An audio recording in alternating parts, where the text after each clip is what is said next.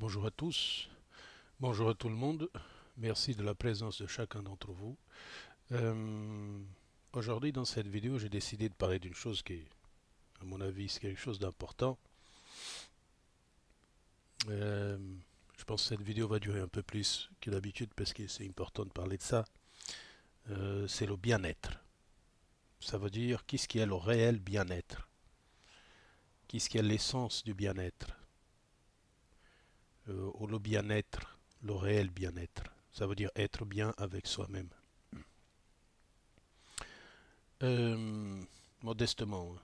Je ne dis pas que ce que je dis ici c'est la vérité, il doit être la vérité jusqu'à la fin. C'est une observation d'un moment précis, d'un moment instantané que je vis dans la vie que je vis. Je ne dis pas que c'est la vérité.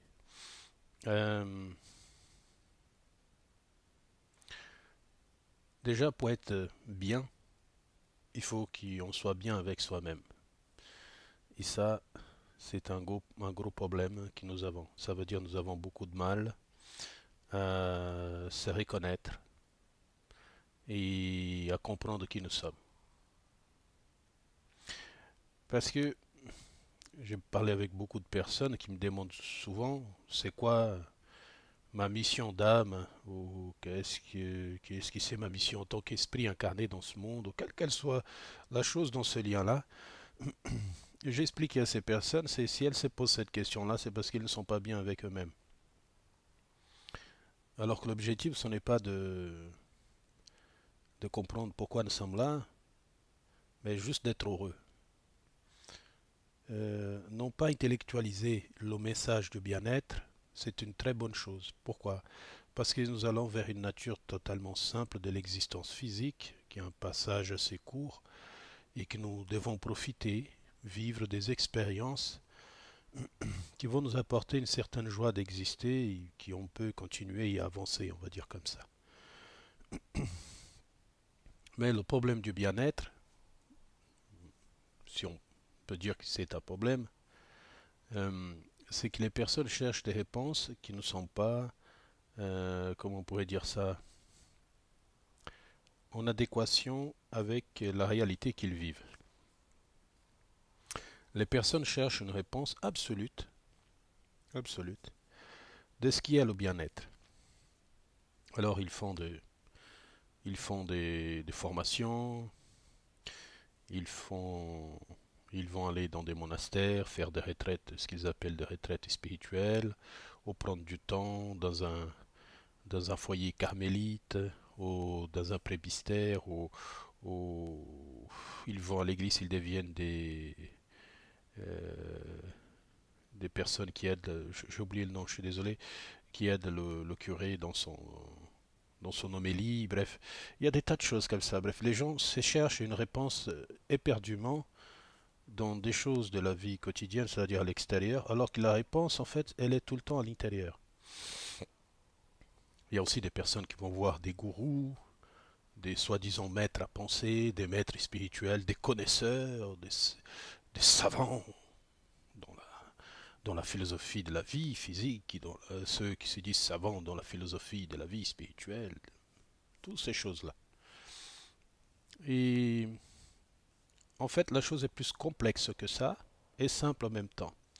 Parce que être dans un réel bien-être, c'est plutôt de changer sa perception non seulement de ce que vous êtes, mais de ce que vous apercevez. Mais pour changer la vision que vous avez de ce que vous apercevez, vous devez d'abord changer à l'intérieur, sinon ça ne marche pas. Ça veut dire c'est comme une vision que vous avez, et cette vision en fait, si vous pouvez la centrer vers vous, vers l'intérieur, vous allez comprendre que l'univers qu'il y a ici, là, dans cette partie-là, à l'intérieur, est la même qui est à l'extérieur. Ça veut dire le cosmos et l'univers qui est à l'extérieur, vous avez la même chose à l'intérieur de vous. Dans certaines méditations et dans certaines visions que j'ai eues, j'ai compris ce qui j'avais aussi à l'intérieur de moi la même chose symboliquement, ça veut dire un univers. Ça veut dire ce ce qu'il y avait à l'extérieur avait à l'intérieur de moi. Et c'est là que j'ai compris que je devais passer autre. Ça veut dire que je devais prendre une conscience de quelque chose de beaucoup plus important. Ça veut dire quelque chose d'assez, on va dire, d'assez clair, d'assez simple, sans avoir besoin d'intellectualiser la chose. Ça veut dire que j'ai commencé à vivre la vie. Et quand j'ai commencé à vivre la vie sans avoir peur d'avoir ni d'échouer, ni de commettre des erreurs, ni faire des bêtises, parce que nous faisons tous, et moi y compris, ça veut dire que j'ai commencé à comprendre qu'en fait, le problème que j'avais, c'était un problème que j'avais avec moi-même. Ce n'était pas les autres le problème. Et là, dans cette façon de bien-être, j'ai compris que je devais changer ma perspective, ma vision. Ça veut dire que je devais changer aussi, un exemple, mon alimentation. Ça veut dire l'alimentation carnivore, parce que j'ai commencé à comprendre pourquoi manger du vivant dans l'eau vivant. Il n'a pas de sens. Pourquoi il n'a pas de sens? Parce que ce qui est vivant doit rester vivant et mourir par sa mort naturelle, comme moi. Parce que sinon, je me prendrais le pouvoir d'enlever la vie de cet être-là. Parce qu'on m'a été appris comme ça. Alors j'ai commencé à comprendre, c'est qu'on m'a appris à être comme ça. Ce n'était pas moi qui j'étais. Et c'est là que j'ai commencé à... La réflexion, elle a augmenté, l'introspection, elle a augmenté. Et j'ai compris aussi la même chose pour certaines dépendances comme la cigarette. Ça veut dire pourquoi fumer si la cigarette, ce n'est pas quelque chose qui va m'apporter un bien-être. En fait, c'est une illusion qui m'apporte une certaine paix intérieure pendant quelques temps, fausse paix intérieure. Mais dans quelques temps, cette chose agit non seulement dans mon corps, on va dire extérieur, ça veut dire dans mon corps physique, et qui va jusqu'à ce que nous appelons l'éponge, le cerveau, et qu'ensuite après, ça agit aussi sur mon corps animal. Ça veut dire cette dépendance, qui crée une dépendance, cette sorte de injection que j'ai fait artificielle sur mon corps, qui m'apporte malheureusement, ça veut dire un certain bonheur, quelle qu'elle soit la chose, alors que tout ça c'est illusoire. Parce qu'en fait, si j'ai engorgite, ou si je fume cette chose, ou si je mâche, parce qu'il y a des gens qui mâchent même du tabac, euh,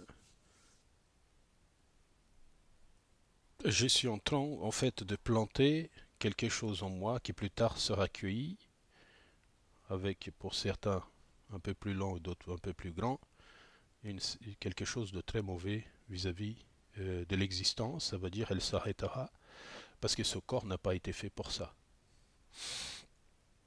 Pareil pour l'alcool, ça veut dire des dépendances vis-à-vis de la boisson, ça veut dire déjà scientifiquement éprouvé que l'absorption de l'alcool nous rajoute énormément des choses mauvaises à l'intérieur de nous en permanence.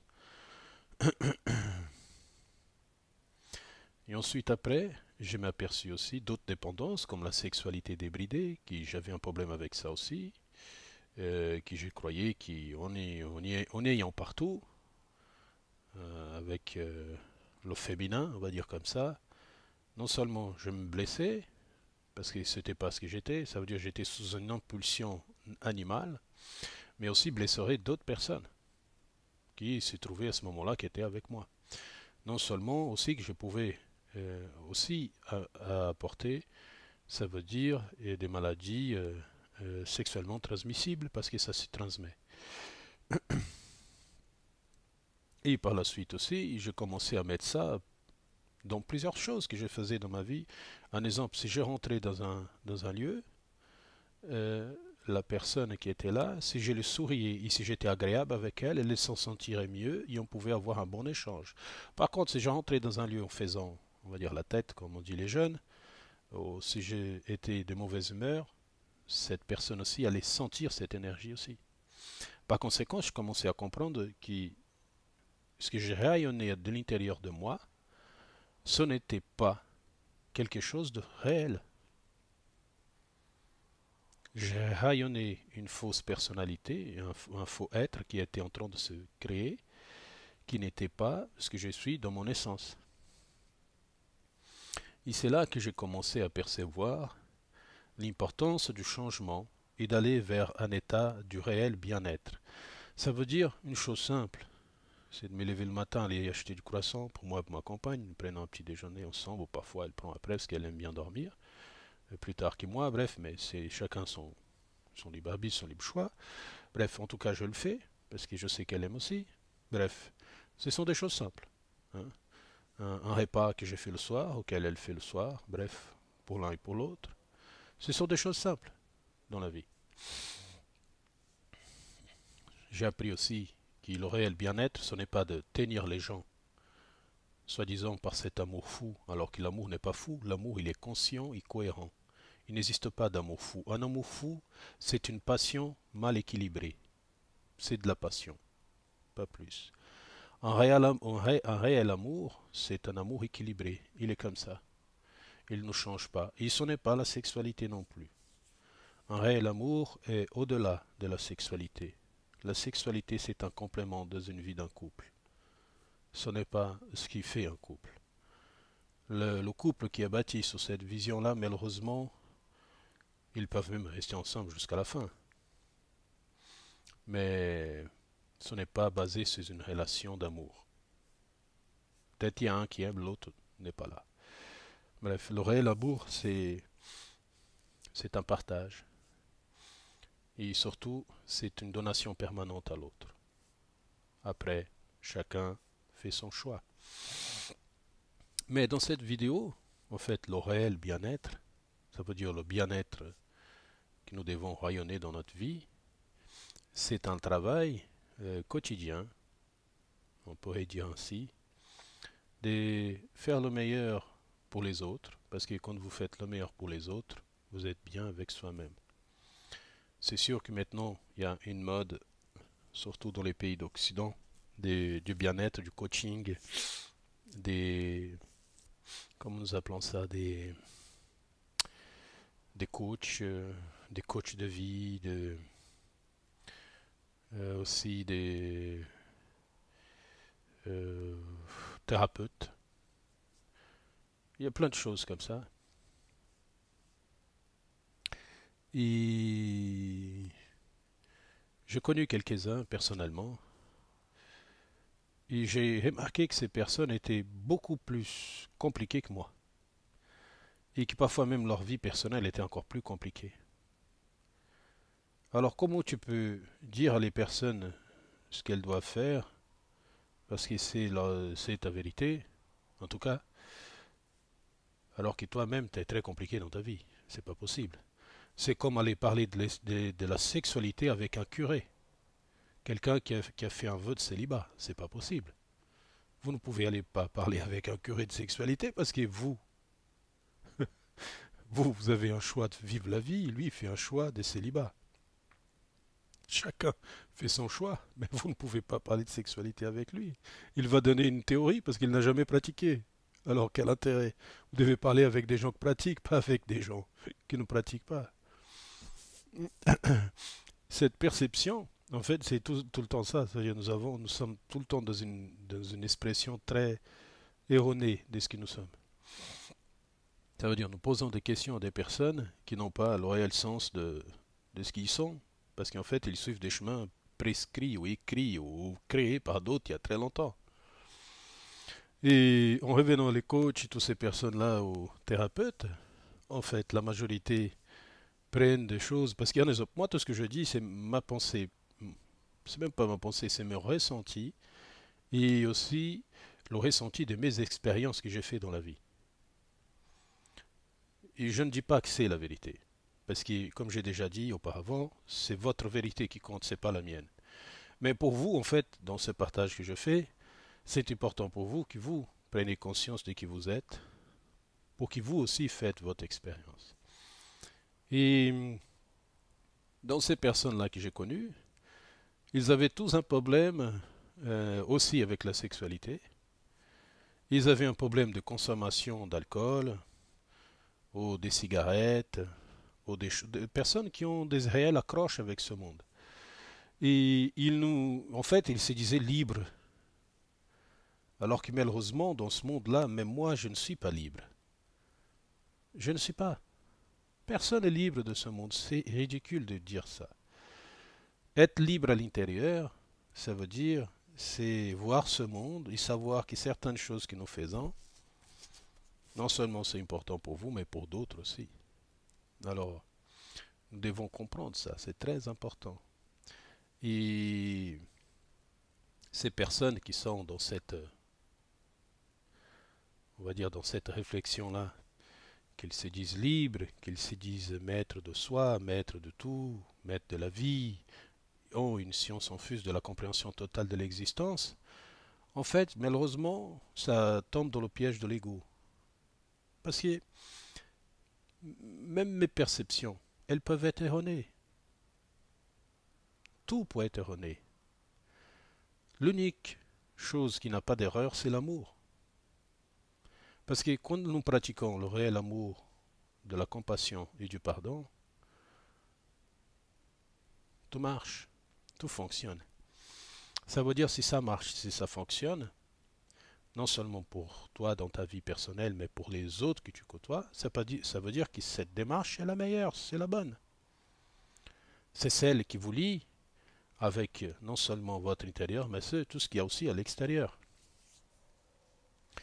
Alors, ces amis que j'ai connus, ces personnes que j'ai connues, ont un énorme complexe vis-à-vis aussi de ce qui est les spiritualités réelles, parce qu'ils ne sont pas dedans. Pas parce ils sont ignorants, non, parce qu'ils ne veulent pas. La réelle spiritualité commence, modestement, dans, dans mes ressentis, euh, c'est un travail, comme n'importe quel autre, de découverte. Nous découvrons des choses à fur et à mesure de son existence sur ce plan, sur ce que nous faisons, mais toujours cette joie d'exister, c'est très important, c'est très développeur de ce que vous êtes. Apporter du bonheur, partager, sourire, être heureux, profiter du moment présent, dépasser ses limites, qu'elles soient physiques ou corporelles, mais pas dans un sens de compétition, mais avec vous-même. Pas pour mettre plein la figure les autres, mais parce que pour être capable de comprendre que vous êtes capable de faire tout ce que vous avez envie de faire. C'est ça le réel sens du bien-être, c'est se dépasser. Si vous sentez que vous devez faire du yoga toute la journée ou tous les fois par semaine, c'est votre choix. Et si vous dites que dans on va dire dans cet exercice-là, parce que le yoga c'est un exercice, vous avez trouvé votre bonheur, pourquoi pas? Pareil pour le chrétien, pareil pour l'hindouiste. Ce sont des accroches que nous avons de ce monde. Chacun a son accroche. C'est pas grave. Le problème des accroches, c'est quand il nous fait mal. Là, c'est compliqué. Quand on accroche, il fait mal, ça veut dire qu'il nous empêche non seulement de nous épanouir et de devenir conscients de qui nous sommes. C'est là que c'est compliqué. Parce que j'entends beaucoup de personnes qu'il faut se détacher totalement de ce monde. J'ai même pensé pendant un certain temps que c'est important de se détacher de tout et tout et tout et tout et tout et tout. Euh, mais malheureusement, nous ne pouvons pas. Parce que notre réel détachement sera le moment de notre mort.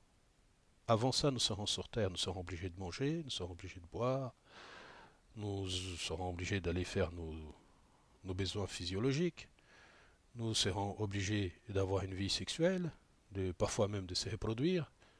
Bref, ce sont des choses naturelles de l'espèce humaine. Mais quand je dis décrocher, ça veut dire se décrocher à l'intérieur. Ça veut dire comprendre que le corps c'est comment on pourrait dire ça, un outil que nous utilisons et ne pas prendre le corps pour quelque chose qui est éternel. Ça, c'est une erreur. Et que la vie non plus est quelque chose d'éternel. Le travail doit se faire au fur et à mesure du temps. Faire comprendre et se faire comprendre que nous devons travailler. C'est un travail. Prise de conscience sur prise de conscience. Évoluer. comprendre que vous avez besoin de personne, même pas de moi, ou de qui que ce soit, auquel qu'elle soit l'entité, désincarnée, que nous avons fait des tas de livres et des histoires sur Terre.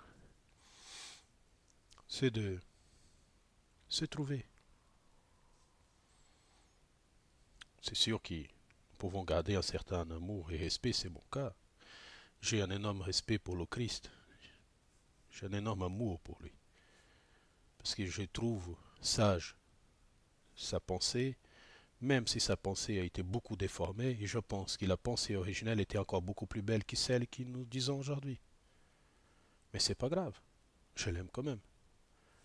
J'aime aussi le prophète Mohammed, j'aime aussi Siddhartha Gautama, parce que je trouve certaines choses justes, parce que c'est juste.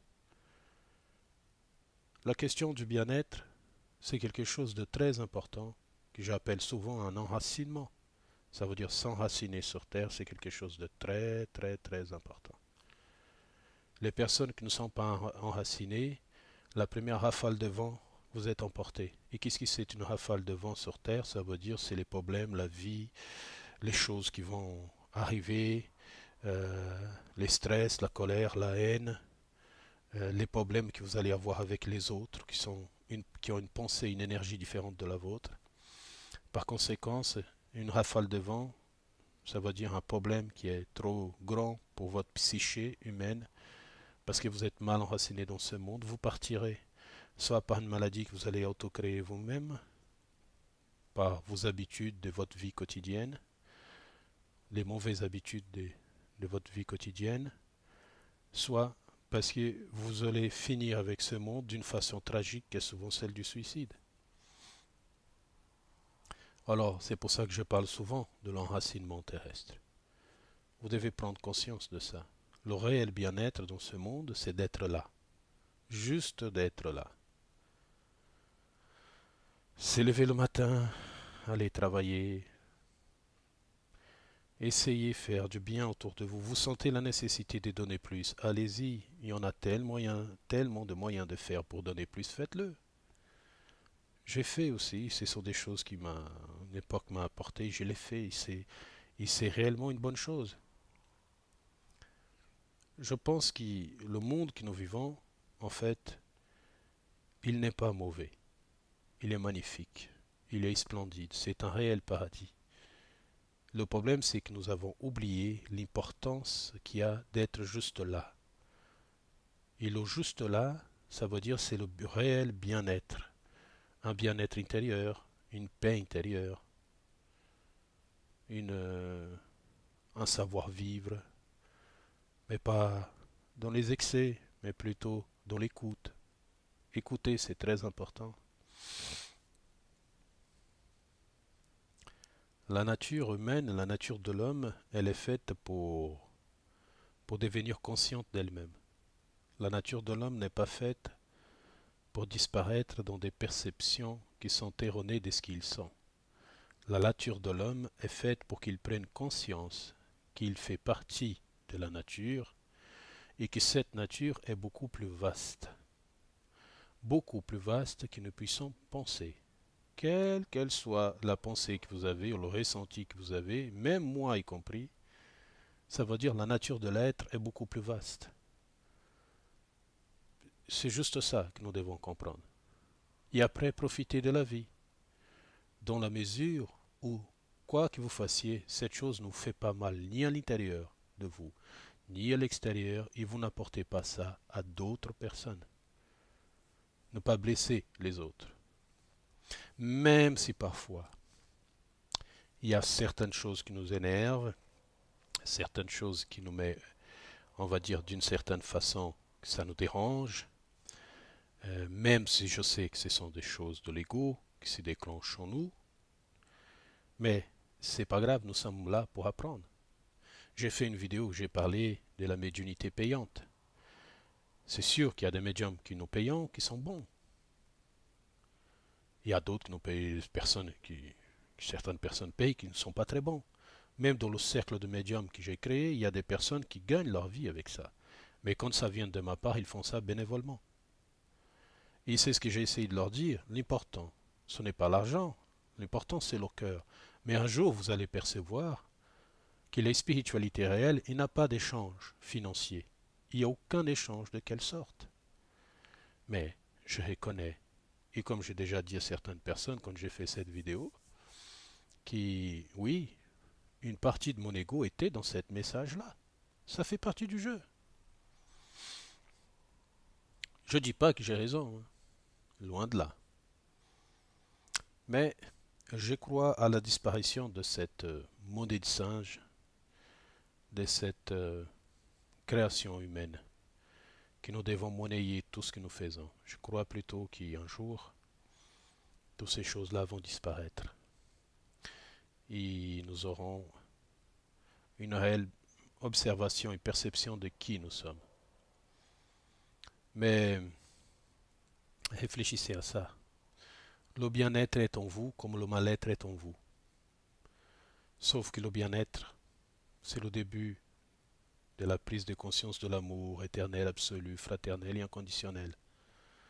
Le mal-être, c'est l'observation de l'ego qui vous amènera dans la profondeur du soi ignorant. Tout est en vous, comme tout est en moi. Il faut juste prendre conscience de ça, ok? Mais réfléchissez à ça, c'est très important. Changez votre perception et le bien-être s'installera, ok? Je vous embrasse, à bientôt.